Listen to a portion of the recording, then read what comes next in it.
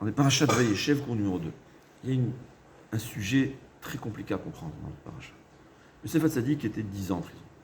Les 10 ans, il les a mérités, entre guillemets, pour réparer une faute, comme le sage nous enseigne, qu'en réalité, Yosef Hatzadik aurait dû avoir 12 enfants. 12 shvatim. Et pourquoi il n'en avait que 2? Parce que ces 10, c'était, au moment de l'histoire avec la femme de Potiphar, bien que grâce, je sais qu'on va commencer par ça. C'est écrit que la femme de Potiphar n'a pas arrêté pendant un an, très intéressant, pendant un an. Yosef Hatzadik, il avait 17 ans. Le feu qui brûle à l'intérieur. Il est un serviteur, et il y a la maîtresse de maison qui essaye de le séduire. Il m'aurait dit pendant un an, 3 fois par jour, elle changeait de parure d'habit 3 fois par jour pour essayer de le flatter. Et Yosef Hatzadik qui a résisté. Au point où la Gemara nous dit que le Midrash raconte que un des sages, ou je ne sais pas, non-juifs, à dire à Rabban Gamliel, il dit c'est pas possible. C'est impossible. Impossible qu'un jeune de 17 ans résiste à cette tentation, surtout quand, qu'est-ce qu'elle lui disait? Sinon, c'est la prison. C'est quoi la prison? La prison en Thaïlande. On te met dans un trou et il ressort le jour de sa mort. C'est ça la prison dans le temps. Ni toilette, ni lit, à manger, je ne sais pas ce qu'il mangeait là-bas. C'était ça la prison. Tu as le choix ou ça ou l'un l'autre, je ne veux pas fauter. Il a résisté à cette tentation. C'est grâce à ça qu'il a donné le pouvoir dans le peuple juif. D'abord que tout en Égypte, on est resté sérieux, il n'y a eu aucune débauche. On voit. Et c'est ce qui a donné la possibilité à n'importe qui dans le peuple juif qui veut résister, qui peut résister à cette tentation. Il n'y a pas d'impossible. Il y a qui disent qu'un non-juif, c'est possible qu'il n'a pas de... On va lui reprocher. Beaucoup de choses que les non-juifs s'est permis peut-être. La Torah nous enseigne que nous, on a des obligations. Et dit le Rav Chaim Akadosh, c'est une obligation, un interdit qui est contraire à la nature de l'homme. Tous les mitzvot, ça s'adapte avec la nature de l'homme. Alors comment Hachem nous demande de rester avec une femme toute sa vie sans toucher? Bon, Hachem, on voit des centaines de milliers ou peut-être des millions de juifs qui le font. Comment c'est possible? Toutes les vies, du début, ni jeune, ni... Même avant le mariage. C'est Yosef Hatzadik qui a résisté à cette tentation. Un an de séduction, un an où la prison, ou la faute, il a résisté. Il a donné le pouvoir à n'importe quel juif. Il peut être à l'université et se protéger. Ah, oui, on peut. C'est vrai, c'est un S. Mais c'est un miracle qu'il peut avoir, il faut savoir. C'est une décision à prendre. Et au dernier moment, comme c'est écrit qu'elle a essayé de l'attaquer, et ensuite quand il s'est sauvé, c'est écrit qu'il s'est sauvé, et là elle a dit qu'en fait il avait voulu... Bon, il se retrouve en prison. Pourquoi il était en prison? 10 ans. Elle m'aurait dit qu'au dernier moment, il y a eu 10 gouttes qui se sont échappées. C'est ce qui a fait que, au lieu d'avoir 12 enfants, il n'en aura que 2. Et c'est ce qui a fait qu'il méritait, entre guillemets, parce que les tzadikim gemurim,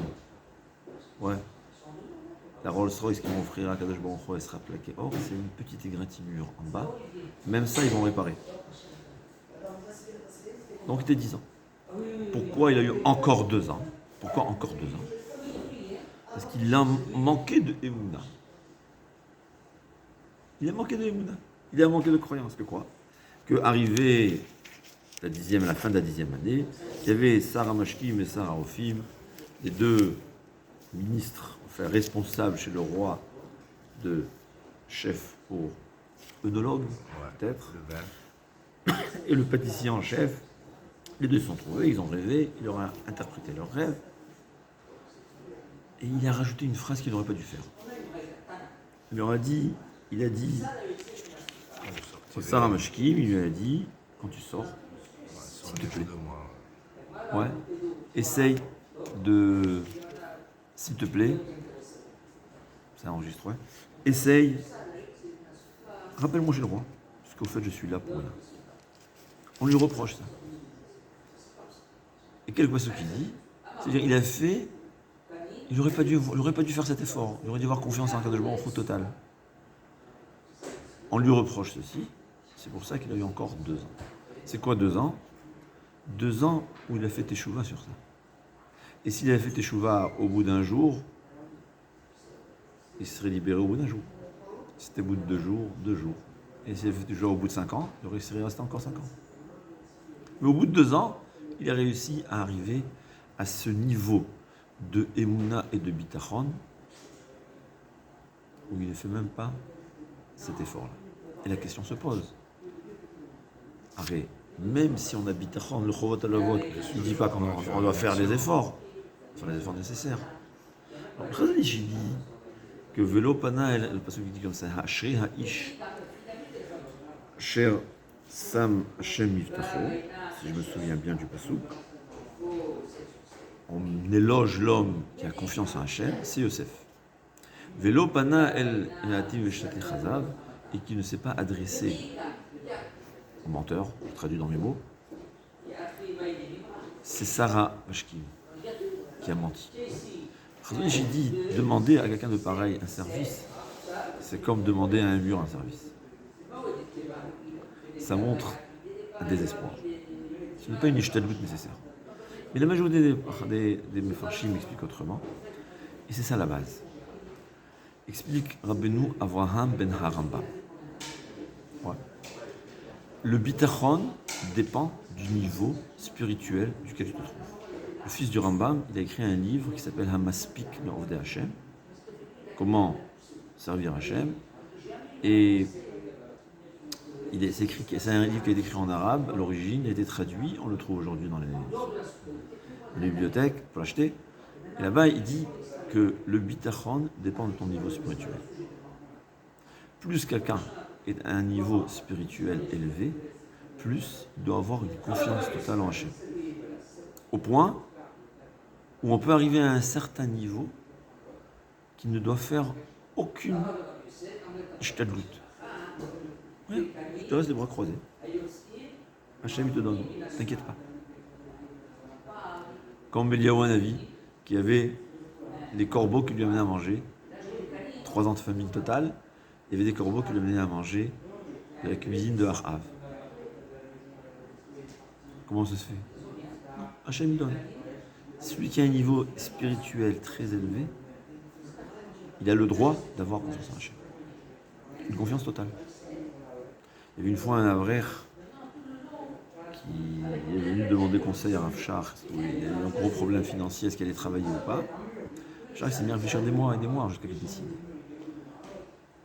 Et un autre avrer qui travaillait, Rav Shach tout de suite il lui dit oui, tu dois aller travailler, il faut multiplier tes entrées, comme on dit. On demande à Rav Shach quelle est la différence. Il dit lui c'est un avrer. Un avrer qui est dans la Torah, il a une siyata d'Ishma, une aide d'Hachem supérieure aux autres. Et lui, il a beaucoup moins d'obligations d'aller travailler. Il peut compter sur Hachem. Comme beaucoup le font. Alors c'est vrai qu'il y a qui ne réussissent pas. Peut-être que certains, c'est toujours des cas, il y a des cas extrêmes où il faut demander à un rave quoi faire. Mais en général, ce que j'ai vu, ceux qui travaillent, ils ne vivent pas mieux que ceux qui étudient la Torah. Hachem lui aide. On se restreint, on n'a pas ce que je dis. En général, quand on parle de ça, en général, un avray, il a ce qu'il a besoin. C'est vrai que tu le verras presque jamais ou jamais au restaurant. Il n'ira jamais voyager, faire des voyages. Ouais, mais il est heureux. La joie d'étudier la Torah, à n'importe quelle avray tu lui proposes, un restaurant ou comprendre un Tosfot, que j'ai besoin du restaurant. C'est sûr que comprendre Tosfot, c'est un plaisir des milliards de fois ou des millions de fois plus intense que d'aller au restaurant. Ouais, ça vaut la peine. C'est ce que j'expliquais à quelqu'un, tu dois savoir. Celui que son mazal est d'être pauvre, il sera pauvre, qu'il soit avrer ou ingénieur ou tout ce que tu veux. Celui que son mazal il est d'être riche, il sera riche, qu'il soit avrer ou ingénieur. On connaît des avrichim très riches ils sont en collège toute la journée et ils étudient, ils travaillent une demi-heure ou c'est leur femme qui travaille et ils sont très riches. Parce que leur mazal c'est d'être riche. Tous les autres, c'est quoi? Ou on va gagner 15 000 pour dépenser 15 000, on va gagner 5 000 pour dépenser 5 000, ou on va gagner 2 000 pour dépenser 2 000.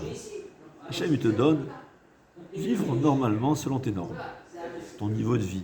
Alors il dit, mais je veux un niveau de vie élevé. D'accord, tu as le droit d'avoir un niveau de vie élevé.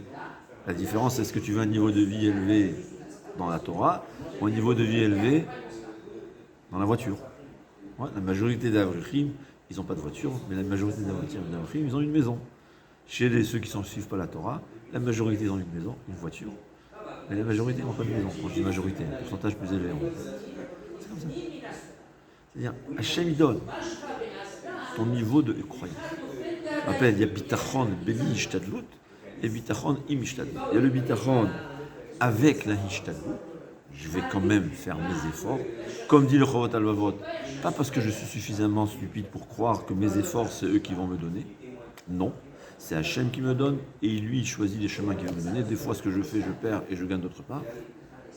Mais je fais la ishtadlut parce que Hachem, il dit fais la ishtadlut. C'est l'ordre d'Hachem, c'est pour cela. Et comme il dit, je travaille parce que c'est Hachem qui veut que je travaille. Est-ce que je veux avoir de ça à gagner? Je ne sais pas, peut-être. En général, oui, des fois non. C'est pour ça qu'on fait les jetés. Mais il y a un niveau encore plus élevé, c'est le Ramban. Le Ramban qui dit que le bitachon, c'est à ton niveau, Peli Ishtadlut. Si tu es au niveau super élevé de bitachon, tu n'as même pas besoin de faire Ishtadlut. Rav Steinman, il y a une fois une attaque cardiaque, son fils a couru amener le médecin. Le médecin, il est revenu, le temps que le médecin vienne, il a guéri. Et le médecin l'a confirmé. Et Rav Steinman a dit, je t'ai pas demandé d'aller voir un médecin. Il dit quoi? Il a dit, j'ai réfléchi, c'était quoi ma faute? J'ai fait teshuva, j'ai guéri. Il faut aller chez le médecin. Nous tous, on va aller chez le médecin. Mais Rav Steinman, lui, connaissait ses fautes. Il a réfléchi, il a eu une attaque cardiaque, il a fait teshuva, je ne sais pas quelle faute il a fait. Pour nous, c'est une mitzvah bistama, j'imagine. Il a fait teshuva, il a guéri. Le baron de Kotler, une fois, il a eu la jaunisse. Il a guéri au bout de 2 jours. Comment c'est possible? Tu demandes à tout le médecin, c'est impossible.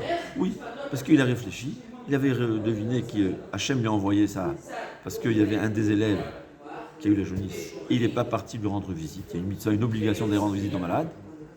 Donc, il est parti. Il a demandé pardon. Il s'est excusé. Et il a guéri. C'est un niveau. Le Ramban il dit mal et refait bevet Hachem. Qu'est-ce que le médecin fait chez le tzaddik? Mais malheureusement, il y a qui s'imaginent tzaddik à ce niveau. Comme Avolbey dit, quelqu'un qui a le moindre stress, c'est plus bitachon. Bitachon, c'est quelqu'un qui a le même calme, exactement la même chose. Comme s'il avait déjà son vie. Vraiment, il ne sent rien de problème. Tranquille, 100%. Ce qui est confiant à Hachem. C'est pas des fois on s'imagine des choses. Il y a des gens qui ont une faculté de vivre dans un monde imaginaire. Ça s'appelle pas bitachon. C'est pas ça le bitachon. Ouais. Bon, il fait bitachon, il ne travaille pas, il va demander de la tzedaka. C'est pas ça le bitachon. Demandez, je pense. Si on t'amène, on t'amène. C'est Hachem qui t'envoie. Bitachon, tu es tranquille. Ça, je sais vachement mieux. Le Beth Halevi, il explique la formule exacte. Il est très intéressant. Il dit, comment un homme il sait combien il doit travailler pour faire des entrées?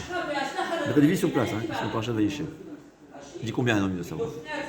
Il dit, un homme il doit vivre avec une confiance en Hachem, une croyance que Hachem peut lui donner. Chacun, selon son niveau, il doit travailler en sorte qu'il ait de la confiance. Il y a quelqu'un que s'il ne travaille pas 8 heures, tu lui dis Hachem il va te donner, il te dit ah c'est un miracle, c'est impossible. Et bien, lui il doit travailler 8 heures. Une autre personne, on travaille en 6 heures. Il est confiant en Hachem. Ah ouais, 6 heures, ça suffit, Hachem. Il y a une autre personne, il a besoin de travailler 18 heures, le pauvre. Ouais. C'est-à-dire, un homme, il sait que tout vient d'Hachem.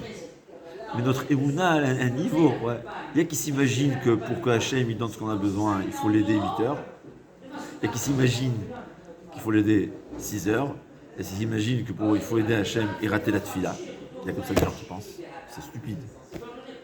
Ouais. Dit le Beth Halevi, tu travailles, c'est-à-dire l'obligation, elle est d'avoir confiance en Hachem.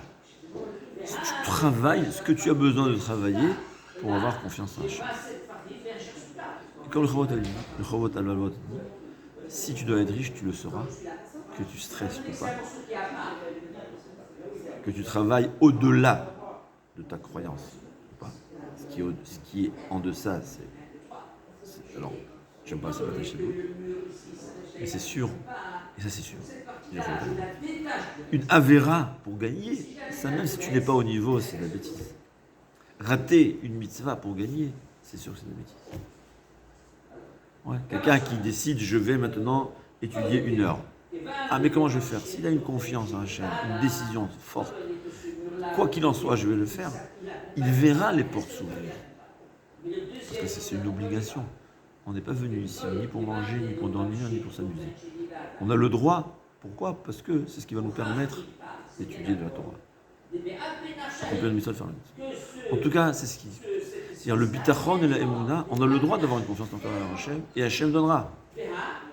Mais à condition que ce soit à ton niveau réel, pas à ton niveau imaginaire. Et celui qui a un niveau élevé, non seulement qu'il a le droit, mais il a l'obligation d'avoir confiance en Hachem. C'est ce qu'on voit de Yosef Hatzadik, qui a été puni pendant 2 ans en prison. Pourquoi? Parce qu'il a manqué de confiance. C'est quoi son manque de confiance? Il a fait l'effort de dire une phrase à quelqu'un. Une phrase. Il n'a rien fait d'autre. Yosef Hatzadik, c'est la émouna totale. C'est ce qu'il faut comprendre une chose. Ça, il faut s'écrire comme ça. Vaya, Esav les cache ou Bet Yosef les Hara. Celui qui peut lutter contre Esav, c'est seulement Yosef. Ou les descendants de Yosef. Pourquoi? Parce que Esav, c'est le manque de croyance en Hachem. Kori ve'ot semiadi. Esav, il n'a pas confiance en Hachem, il ne croit pas en Hachem. Un juif, par sa nature, il croit en Hachem. J'ai un ami qui était à l'armée, il me dit qu'une fois, il y a des généraux américains qui sont venus. Ils ont vu comment Tsahal gagne ses guerres. Ils sont arrivés à la conclusion que Tsahal se prépare 1 tiers. 2 tiers, ils ont confiance en Hachem. Et de parler aux soldats, vous allez voir. Les gens, ils ne croient pas ça. Ils demandent aux soldats. Ils ont quoi? Parce qu'un juif, même quand il crie, je ne crois pas, c'est seulement son tiers. Mais il y a 2 tiers où il croit. D'ailleurs, c'est pour ça qu'il le crie. Parce que s'il n'était pas croyant, il n'aurait pas crié. Alors, pour lutter contre Esav, il faut être 100% croyant. 100% une émouna totale en Hachem. Donc il n'y a que Yosef qui peut lutter contre Esav. Si un juif, parce que c'est toujours comme ça, si on a un petit défaut qui ressemble à nos ennemis, on n'a pas suffisamment de mérite pour gagner la guerre contre nos ennemis. Yosef a dit que c'était la émouna totale, la croyance totale. On lui a reproché le fait de faire le moindre petit effort. Tu n'as aucun effort à faire. Tu es au niveau de croyance totale. C'est un avraire. Un avraire, il faut demander un rave. Mais parfois, le rave lui dira non, à ton niveau, tu n'as pas le droit d'aller travailler. Tu dois avoir confiance en Hachem. Tu ne vas rien gagner d'aller travailler. Tu vas travailler 1 heure par jour. C'est du cas par cas, évidemment. Mais en général, comme il y a une histoire que Rav Shleiman il a demandé de publier. Il y a un riche qui est venu, il veut payer toutes les dettes de ceux qui ont plus de 70 ans au collège de Ponevitch. Le Ponevitch, des gens étudient toute leur vie. Toute leur vie, je dis au sens propre du terme, maintenant leur étudie. Moyenne de 8 à 10 enfants. Quelqu'un qui a 70 ans, il a marié 8 à 10 enfants.